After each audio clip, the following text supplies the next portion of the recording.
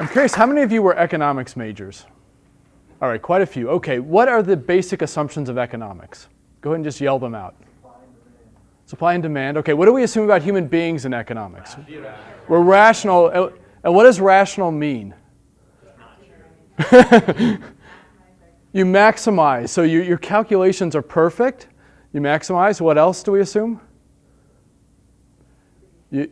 You pursue self-interest. So what motivates you is usually money, but it's whatever's in your interest. And perfect information. Now economists are smart enough to know people don't have perfect information. So it's like they've kind of worked on that one for a couple decades. But there's essentially an assumption that we know everything we need to know, we then calculate perfectly, and all we care about is that bottom line. And so that's been the history of economics, is to view human nature that way. And so when we think about how do we motivate people to adopt energy efficient products, how do we understand how they make decisions about energy, policy is often dominated by this view from economics. But in parallel with the development of this view in economics, there's been a stream of psychology which has looked at how do people actually make decisions. And over the last 15 years, psychology and economics have really kind of come together in a field called behavioral economics. Any of you heard of that? A little bit? Okay. So the Obama administration has been very interested in behavioral economics to the point where last week they announced that future research in the government needs to be informed by behavioral theories and behavioral research. And so the way to think about this, with more diagrams in the board, I might draw overlapping circles, but we can think about the economics circle is full information, maximize self-interest. The psychology circle is we rely on our memory, we do lots of math shortcuts, and we care about other things than ourselves. And we can tap into those motivations. And so what I want to talk about is if you wanted to get consumers to care about energy, to reduce their energy use, to care about the environment, how would we go about telling them about energy so that it could actually be useful? And to illustrate this, I'll show you a couple of lines of research that I've done. It's typical of this broad field of behavioral economics. And I'll end the talk with a pointer to a paper I recently wrote that summarized a lot of this stuff. So if this is an area of interest for you, email me later and I'll send you an overview of this kind of work, okay? But for now, I just want to illustrate this is what it looks like when you try to merge psychology and economics to try to understand how people really make decisions and how you would want to inform them to help them make better decisions. So we think about people buying cars, and I think we had, with John, some kind of assumptions being made about what's a good and bad car. So we might look at cars and think about which one's better and by how much, and which one do I want to buy. Well, we have lots of choices for how we try to tell people. For many years, I worked with a co-author who's from Australia. This is the Australian fuel economy label. They've got some green and red on it. I know it's small and you can't really see it, but one thing they have is CO2 emissions on their label, so people might care about that and be motivated by it. This is the European label. Once again, I know you can't see it very well, but the key thing they've done is move to having a grading system and a color system to kind of tell you what to look at and pay attention to. This is the old US fuel economy label. It just had MPG on it. And then a revision a couple of years ago led to this, which got criticized for having too much stuff on it. I don't think it does, but I won't have time tonight to explain that, except that there is a value to telling people not just about MPG, which I'm going to show you in a minute is a pretty flawed number. Tell them what they really care about, which is costs. Tell them about the environmental impact. Tell them big numbers. So one of these numbers on the new label is this is your relative savings or costs of this vehicle compared to an average one over 5 years. Make a bigger number. I'll save $2,000. Or if you're buying an SUV, I'll be spending $10,000 more over those 5 years. So there's some good stuff on the new label. And as I said, if you're interested in that kind of perspective, the paper I'll point to at the end will help you with that. Let's talk about MPG, and does it really help us make this decision if we get an MPG number?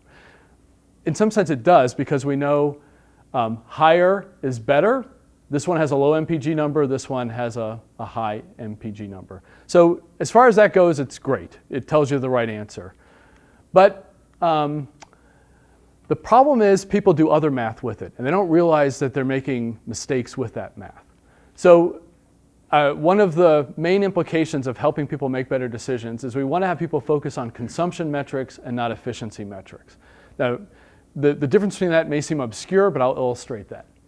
So Americans who are used to MPG, we all think we know what this means. We know higher is better, as we just said. What is it useful for? So miles per gallon is literally useful for calculating how far I can go on 1 gallon of gas. And occasionally we want to know that.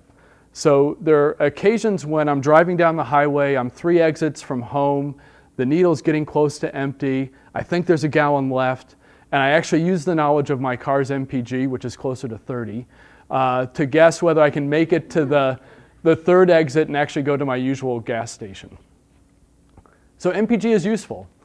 But the problem is at the time you're purchasing the car and you're seeing them side by side on the lot, what do you really want to know? Do you want to know how far you can go on a gallon of gas, or do you want to know how much gas you're going to use when you own it? Because if you know how much gas you're going to use, you're going to know roughly how much it's going to cost you.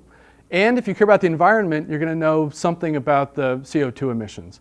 In fact, CO2 emissions and costs are perfectly linearly related to the amount of gas that you burn. All those things are the same number, just transformed by multiplying. And so a few years ago, a colleague of mine here at Duke, Jack Saul, and I, we published a paper with this title in Science that essentially pointed out that people do bad math with MPG and they get tricked. So here's the thought experiment. Imagine 2 people, maybe it's a family actually with 2 vehicles. They drive them both the same distance every year. One's a terrible SUV that gets 10 miles per gallon. The other is maybe like a minivan that gets 20 miles per gallon. And they're thinking about trading them in. So which trade-in is going to save more gas? The 10 to 20 driving this distance, or the 20 to 50 also driving the same distance? What does your intuition tell you is going to be better? What is your, okay, intuition tells you the first one's better? Okay. You have an unusual intuition and you're like in about 10% of the population. 90% of people think B's got to be better. Why? It's the bigger difference, 20 to 50. It's also the bigger percentage improvement. So if it isn't the bigger difference, then it's got to be the percentage improvement. But someone who's from Europe or a country that's used to other metrics might recognize that MPG has certain flaws, and let me illustrate what those are. So the majority of people incorrectly say B. What's wrong with this? And by this I also, oh, there we go, okay. We'll go old-fashioned here. All right, so here's the problem. So if we just kind of think about driving 100 miles and we think about how much gas is used for each of these MPGs, the right way to understand how MPG gets translated into consumption is to take a distance and divide it by MPG. So it's a reciprocal relationship to know how much gas you're using.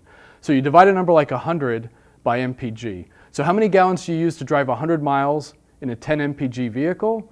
You use 10 gallons to go the 100 miles. So in terms of the gallons per 100 miles, you would use 10 to go 100 miles. If you had a 20 MPG vehicle, you'd use only 5 gallons to go those 100 miles. And if you had a 50 MPG vehicle, you'd use 2 gallons to go those 100 miles. And so what's tricky then about MPG is that we really need to be flipping it and dividing a distance by MPG. And what you can see is in my thought experiment of 10 to 20, well, you'd be reducing your gas consumption, kind of a weekly number, something like 100 miles, from 10 gallons to 5. That's a 5-gallon gain. If you traded in the 20 to 50 MPG vehicle, you'd be reducing your gas consumption again, but it's 5 to 2. It's only a 3-gallon savings. So the kind of interesting thing that's hidden in MPG is that all of these very small improvements in the teens, they all knock out a gallon of gas every 100 miles. It is where the country should be focused in terms of getting efficiency. And if you think about then, once you've already got the 30 MPG vehicle, there's not a lot of room to keep improving. And those of you who are mathematically inclined and think about it more as a graphical function, it's just a 1/x reciprocal relationship, very curvilinear, very steep in this region, and then very flat out here. And you can see that there's some area right around 30 or 35 where it's really hard to squeeze out much more improvement. If you really wanted to make a difference in terms of helping people understand their energy use and intervene in terms of policy, it's getting these people out of the teens and into the high 20s. It's going to make a big difference in the country. If people are driving 18-wheelers, tractor trailers that get 3 miles per gallon, getting them to 4 makes a huge difference. And so actually investing in hybrids for large trucks makes a difference. It also helps if we don't always think in terms of MPG. No one's impressed by 3 to 4, but you would be impressed to know if over 10,000 miles, that's literally hundreds and hundreds of gallons of gas that's saved. Okay, so in this paper, we illustrated this by having a few studies just showing that people get tricked. In our third study, we had people think about a town that has a fleet for its employees, a low MPG vehicle and a high one. They have 100 of each type. Each is driven the same amount. This is to kind of keep the math simple. And they can afford to replace one type of vehicle with a hybrid.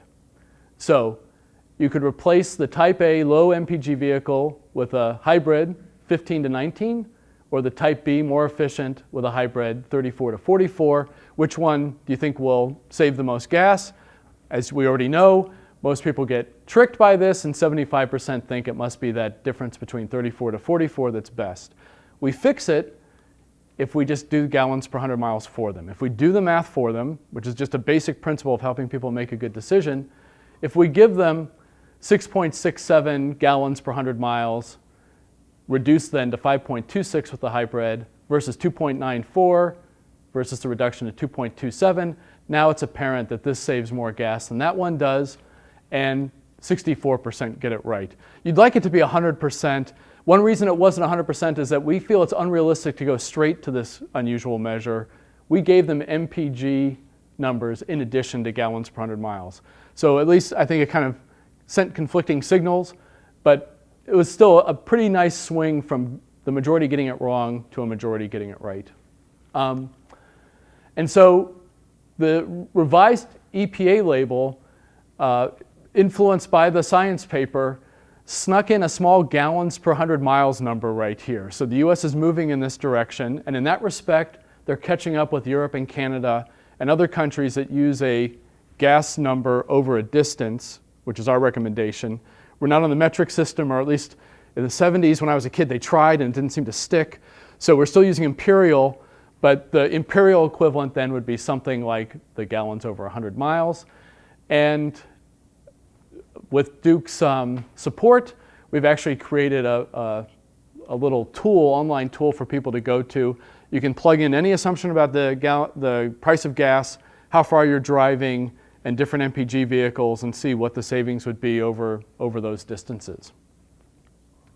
All right, and then one last study to give you a flavor for. I hope that first study shows you that people's intuitive judgments have some flaws in them, and so we've got to figure out how do you give them better information. And that's just a kind of taste of the sorts of problems that people doing this research in the space between economics and psychology, they're trying to solve those problems. Like, where can we find those interventions? And I'll just finish with one other relatively quick example of where else does psychology come into our judgments about energy, and where could it kind of lead us astray. And this is somewhat of an example of people aren't just self-interested, they're also kind of interested in what their group believes in. So did a study a few years ago with some colleagues at Wharton asking people, what's a good reason for the government or for you to invest in energy efficiency?